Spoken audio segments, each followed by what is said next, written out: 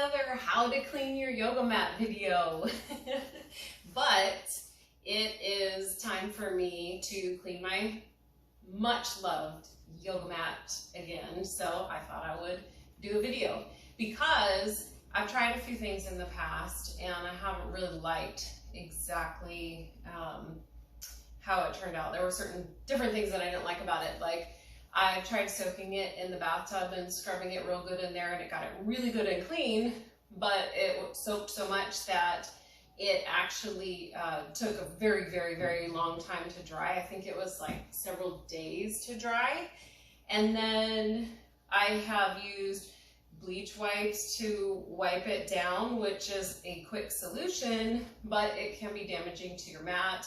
And it also is a really harsh chemical, so we don't really want to be using those anyways on something where we're, putting our bodies.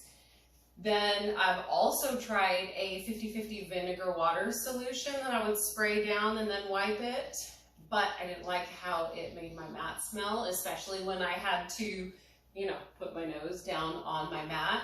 So today I came across a video with a solution from, shout out to Emily Rowell Yoga.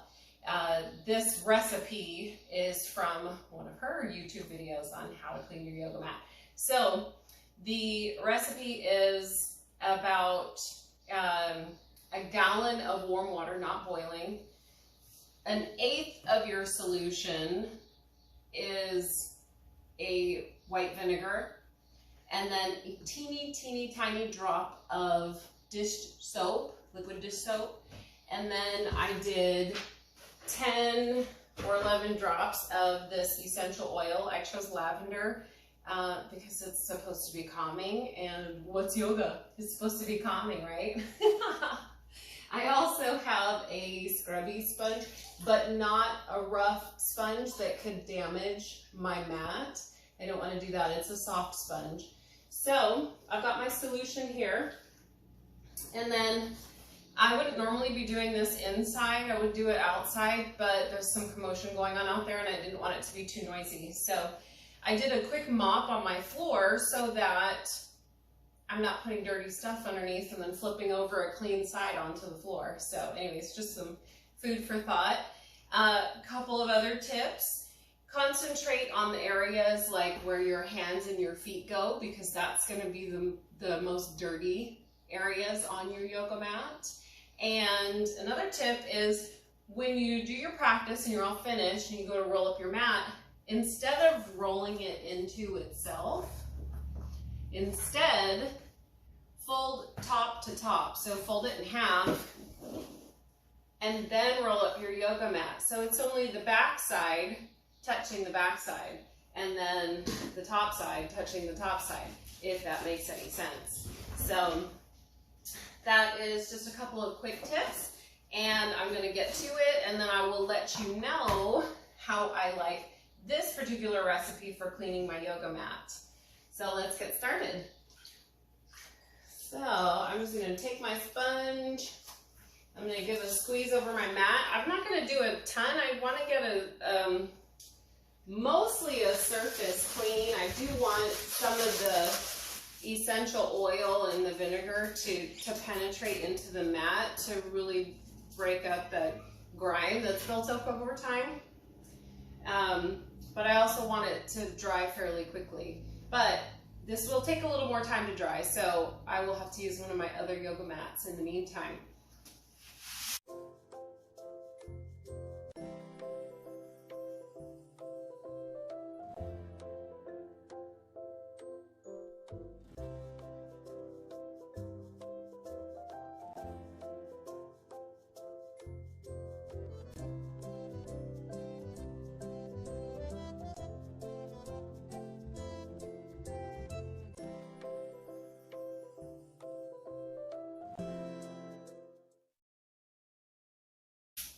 All right, front side's already done.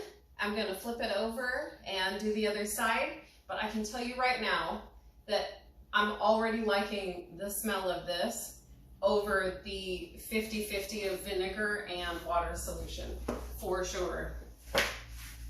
Now for the other side.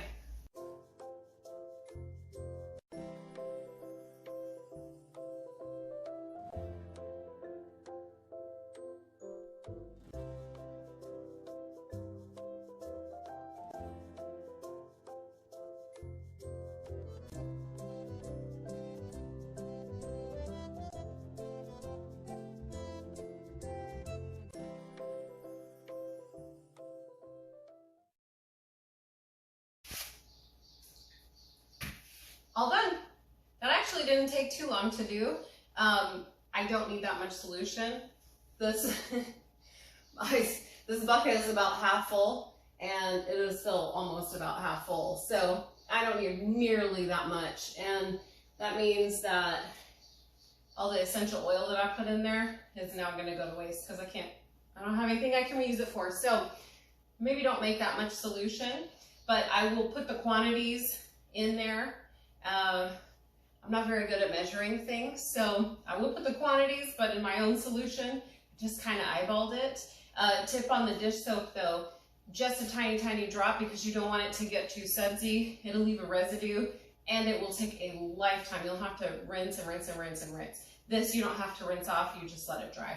So that is it. I will give you the quantities or the recipe for this cleaning solution, and after it dries and I practice on it, I will let you know what I thought about it. So, thank you for watching. We're back. I just finished doing my practice today, so don't mind the hair. I got workout hair, don't care. When I left you, I had just finished cleaning the mat and I hung it outside to dry. Side tip, I made sure that I didn't hang it in the sun anywhere because I didn't want the sun to over dry it and make it brittle. But I checked it at about 3 hours and there was some damp surface spots on there, and it felt really good at 4 hours, but just in case I left it outside overnight to dry, just because I wanted to make sure that there's no moisture on the inside of the mat before I rolled it up, because I don't want any mold or mildew to develop in there. And also, if you do like I did and make way too much solution, what I did after I left you was I used the rest of it to mop my floor. So as far as the scent goes, I did put the essential oil drops in there, but I don't smell it on the mat.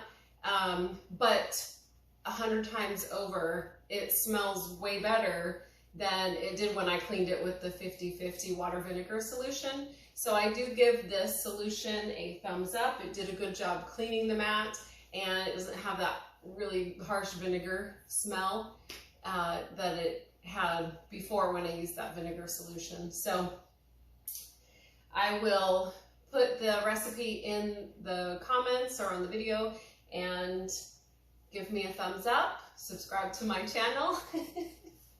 You know the drill. Thanks for watching.